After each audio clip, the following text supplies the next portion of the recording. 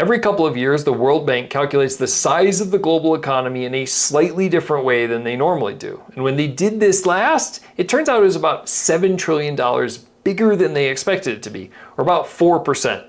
In the world of GDP, 4% is a big deal. But it's even more interesting when you figure out what countries they're most attributing this to. So before we jump into this article from The Economist, why global GDP might be $7 trillion bigger than everyone thought, let's first understand how countries calculate their GDP and how you can turn that into a global GDP. The size and how an economy is working is very important for every country. So they calculate the size of their economy by adding up all the goods and services purchased by its consumers. They have things like business and tax records. And you can understand that from that, they can calculate the cost of all of these things that were purchased over a year. They add that up and they understand how the size of their economy. They do that each year and understand how it's changing. If you wanted to understand how big the global economy was, you could take each individual country's GDP, typically calculated in their own currency, and then use currency exchange values to convert those all into one currency and add them up, typically in the dollar, to understand the gross domestic product of the entire world. But that has some problems, as we'll see when this article, how this article covers it, because different goods have different values in the country. So should you use the currency exchange or should you use the purchasing power in those individual countries? The example that the article uses and is often used in economics is actually, and this is not a joke, with the Big Mac from McDonald's. We all know that McDonald's is kind of all over the country and or all over the world, and they sell Big Macs all over the world. So if a Big Mac in the United States costs $5, but a Big Mac in China costs 25 yuan, then what should we use to convert those two currencies? Because if the currency conversion to dollar to yuan is about 7 right now, 1 to 7, then a $5 Big Mac in the United States should cost 35 yuan in China, but it actually costs 25.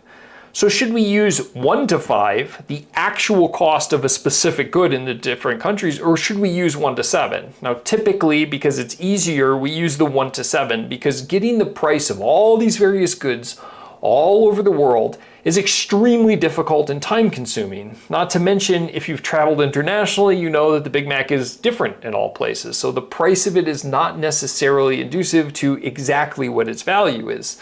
Similarly, is toothpaste in the US provide the same value as toothpaste in Uganda, or all sorts of products.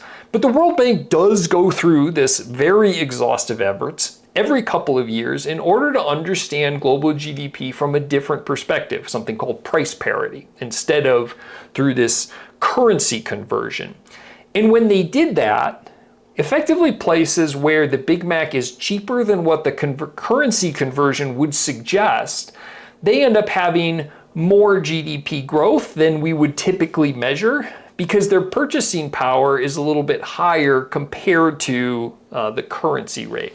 And the three places where were the outliers were China, India, and Russia. So China was almost 1.4 trillion of the 7 trillion, 1.1 here for India, 660 billion to Russia's economy, so 0.6 trillion, which of course, all three of these countries make major news these days. Russia, of course, because of the war in Ukraine, they talk about here.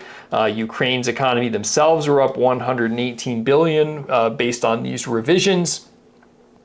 India, the new largest country in the world, surpassing China in population last year, and also known as a kind of growing global economic power. And then of course China right now, not only as a growing economic power, but going through a really tough economic times. I've done several videos on what's going on in the China economy and its parallels to 2008 here. You would think that any impact that would imply that their economy is growing faster than expected would be welcome, although it says here that China officials did not seem thrilled and they wanted to interpret the results with caution and correctly grasp the global economic landscape.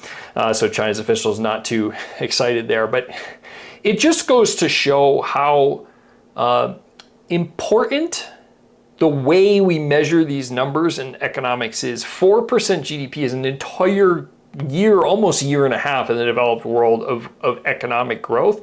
So for two different ways of measuring the same thing to come out that widely different shows just how important, you know, understanding the way you're measuring it is. I thought it was interesting enough to do this quick little videos for my viewers. If you do like these kind of interesting little economic topics, then check out this video where I go through another one. Stick around the channel for similar content, and I will talk to you soon.